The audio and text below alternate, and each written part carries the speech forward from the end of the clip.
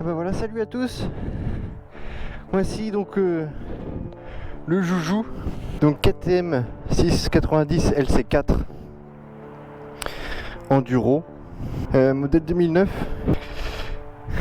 Notre champion du monde, important, hein. On soutient évidemment.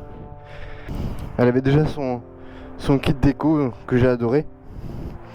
Les seules choses que moi j'ai ajoutées, ce sont donc les leviers. Alors je tiens à dire que c'est du levier AliExpress. Ça m'a coûté 20-25 € je crois la paire. J'ai mis les rétroviseurs et les protège-mains. Ça vient de XL Moto. J'ai mis un support de plaque avec l'éclairage plaque. Également AliExpress et Clioton, c'est des trucs eBay, voilà. Je vais quand même vous la montrer. Et puis je trouve le spot assez marrant là ici, c'est sympathique.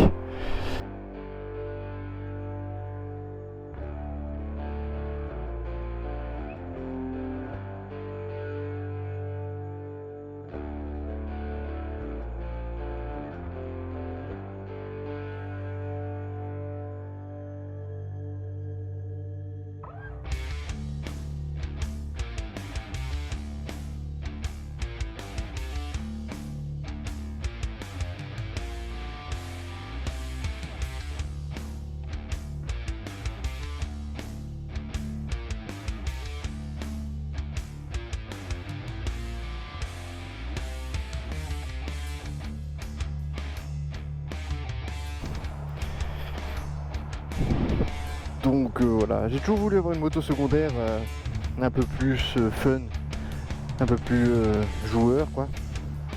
Le projet prochainement c'est quand même de changer mes roues et de passer sur des roues plus sur la route.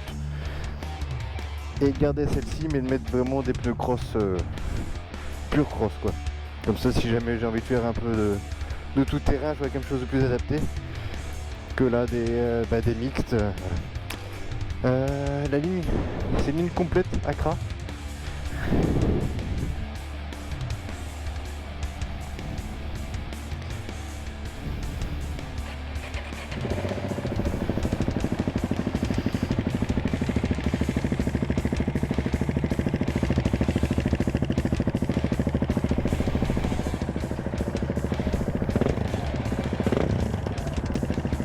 Et voilà.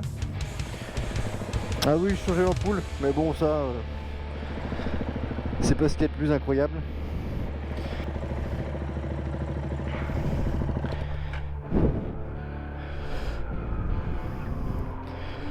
Et voilà, au moins vous aurez vu la bête.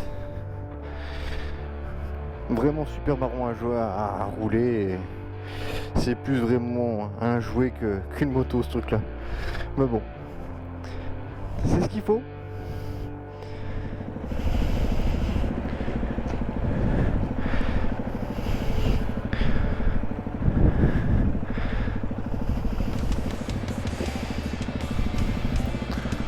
On va sortir de là.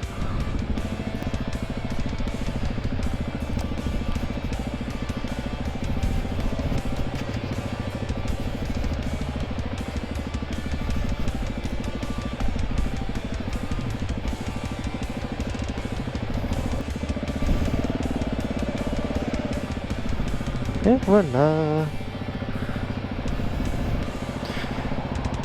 Ni vu ni connu. Ouais, je pense que sur route avec les prochaines roues, je pense qu'elle sera quand même plus sympa à rouler dans le sens qu'elle sera plus stable. Parce que j'avoue que les petites roues comme ça, enfin les grandes roues mais fines, ça me rassure pas vraiment. J'ai l'impression de sentir pas mal de mouvement, mais bon après ça vient peut-être de moi. Et puis bon, de passer entre une sportive et ça, c'est vraiment deux univers complètement différents. Donc forcément, c'est perturbant. Mais bon, quand on aime la moto, hein, on fait pas le difficile. Bon, pour finir, cette moto là je l'ai achetée vraiment dans l'objectif premier de jouer et surtout m'entraîner à faire du wheeling machin sans entre guillemets que ça me coûte trop cher. Et je dois dire que le peu de fois que j'ai roulé avec, j'ai commencé à m'y accrocher et au final je prends un pied de dingue juste à me balader. Donc je veux faire du wheeling, tout ça. Mais j'avais déjà commencé avec une Yamaha YZF 400. Ça marchait bien, mais c'était pas assez polyvalent. J'avais pas de clignotant. C'est un mono à kick, sans clé. Donc tu peux pas la garer n'importe où, tu es obligé d'être toujours dessus.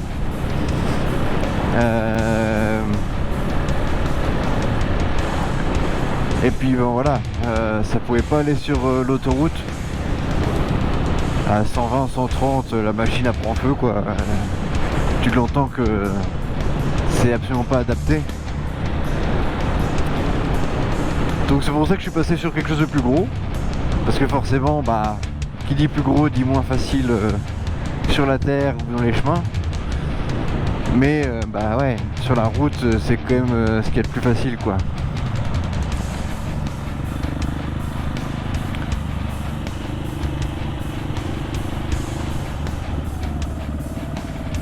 Ah ouais d'accord, ok. D'accord, ok. Mais putain les gars, on a un champion du monde MotoGP français quoi. C'est un truc de malade mental, franchement. Oh putain.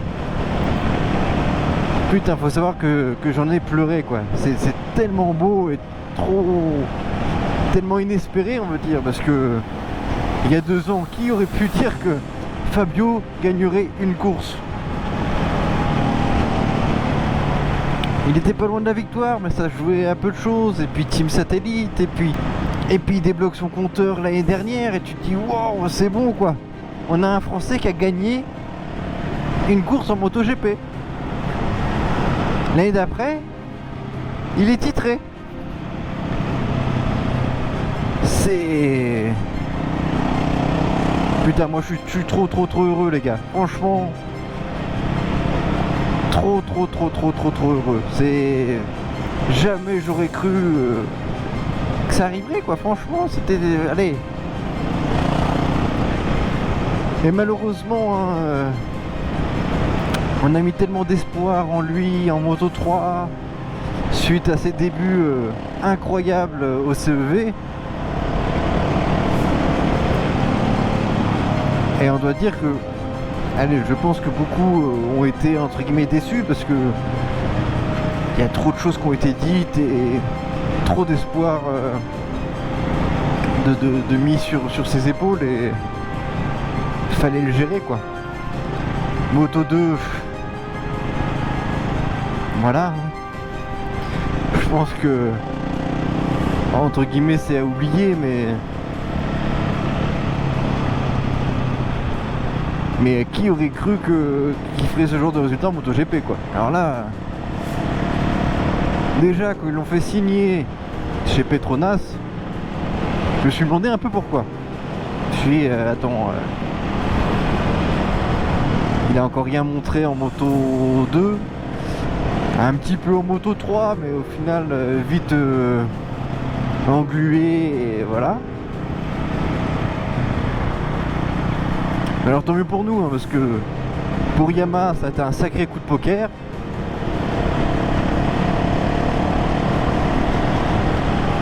Pour nous c'était une chance un peu inespérée. Mais en fait il est monté en MotoGP au bon moment, et surtout que il a su démontrer de quoi il était capable avec cette moto quoi. Mais je dois dire, je serais curieux de le voir sur une Ducati par exemple. Voilà. Parce que Yamaha n'est pas très rassurant quoi. Après on peut rien dire, hein. Il a fait champion du monde avec cette moto, donc c'est que c'est pas une mauvaise moto non plus, hein. Mais regardez Marquez avec la Honda. Honda est imbattable quand Marquez est dessus, mais une fois qu'il n'y a plus Marquez, ils sont où? Je me demande bien ce que ça va donner l'année prochaine. Mais pour le moment, kiffons pour cette première de l'histoire, en espérant que ça ne sera pas la dernière. Mais en tout cas, moi, je surkiffe et j'espère qu'on est plusieurs dans ce cas-là. Donc, je vous remercie d'avoir regardé cette vidéo, évidemment.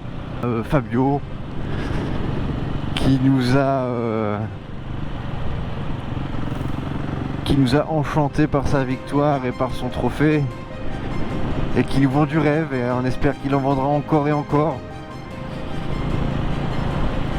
Donc voilà, un tout grand merci à notre Quartararo, à notre El Diablo, qui en fait voir de toutes les couleurs à ces Espagnols et à ces Italiens.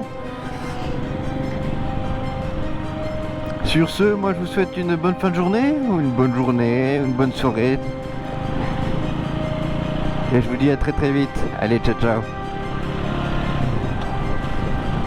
Je ne vois absolument rien, avec ce soleil dans la gueule.